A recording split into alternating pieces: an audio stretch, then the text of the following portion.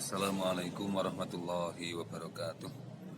Anak-anakku kelas 12 yang dirahmati Allah, alhamdulillah wa syukurillah kita bisa bermuajah untuk pertemuan yang kedua pembelajaran mata pelajaran fikih.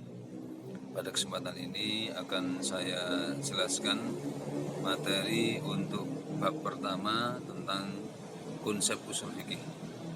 Langsung saja silahkan diperhatikan.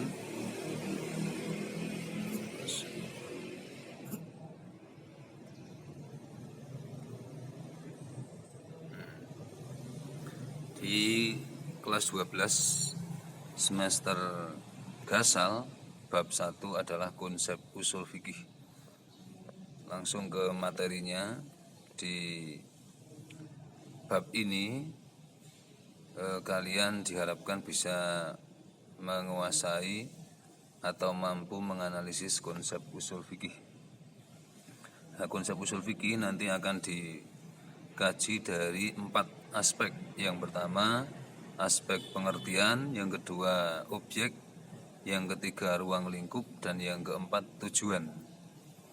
Nah, untuk sebagai gambaran atau garis besar konsep usul fikih, karena kalian telah mempelajari fikih selama ini, maka harus mengetahui hubungan antara fikih dengan usul fikih. Konsep usul fikih ini terlebih dahulu dimulai dari mengetahui hubungan antara fikih dengan usul fikih. Setelah memahami usul fikih, maka akan dipahami fikih secara lebih mendalam. Usul fikih ini merupakan metode dan jalan tengah untuk memahami hukum Islam atau fikih. Nah, kalau diibaratkan sebuah pohon, maka Al-Quran, As-Sunnah, ilmu nahwu, ilmu sorof, ilmu tafsir, ilmu hadis, dan lain-lain itu diibaratkan sebagai akarnya. Nah, ini yang bawah ini.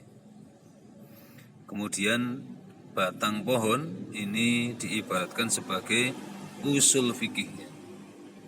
Nah, kemudian ranting yang mengeluarkan atau yang tumbuh dedaunan atau buah itu adalah fikihnya.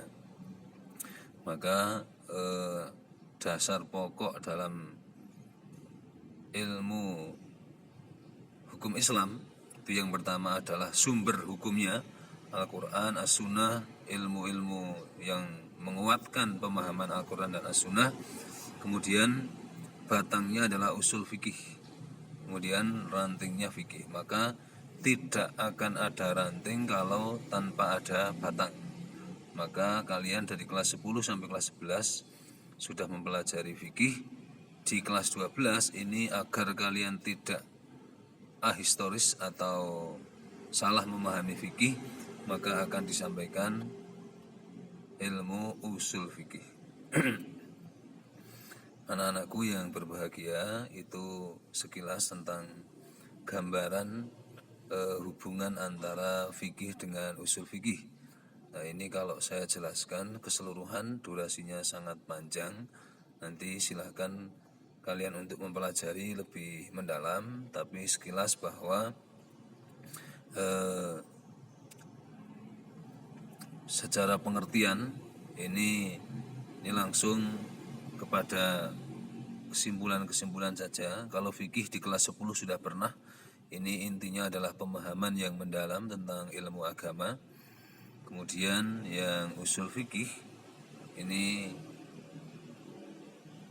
berasal dari 2 kata.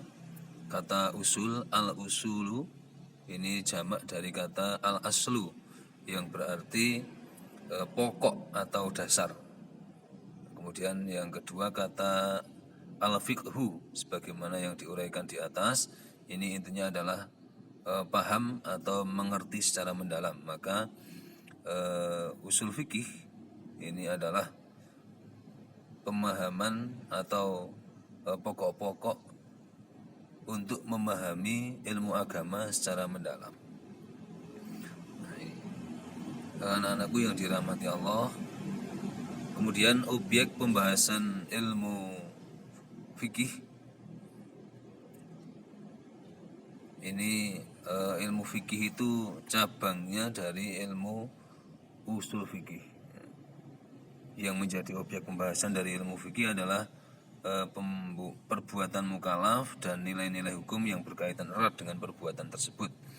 Jadi kalau ilmu fikih itu lebih kepada perbuatan, ilmu yang mengkaji tentang perbuatan mukallaf. Mukallaf adalah orang-orang yang orang Islam yang sudah balik dan berakal sehingga dikenai hukum dalam Islam. Nah, anak-anakku nanti untuk pendalaman materi selebihnya akan saya deskripsikan dengan kalimat. Nanti ada perintah materi yang harus kalian pelajari dan ada tugas yang harus dikerjakan. Ini karena durasi waktu tidak memungkinkan untuk disampaikan menggunakan rekaman video karena nanti kalian nggak bisa download kalau terlalu banyak. Maka sementara sampai di sini hanya pengantar.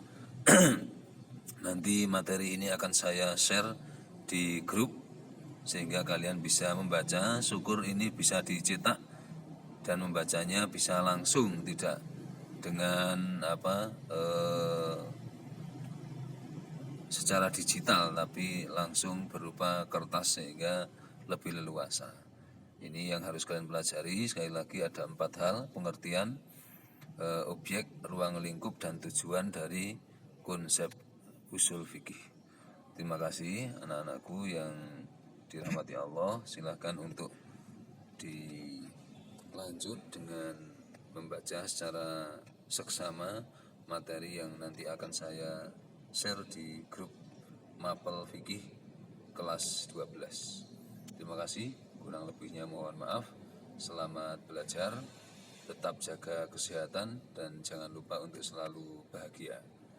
Terima kasih. Wallahul muwaffiq ila aqwamit thoriq. Wassalamualaikum warahmatullahi wabarakatuh.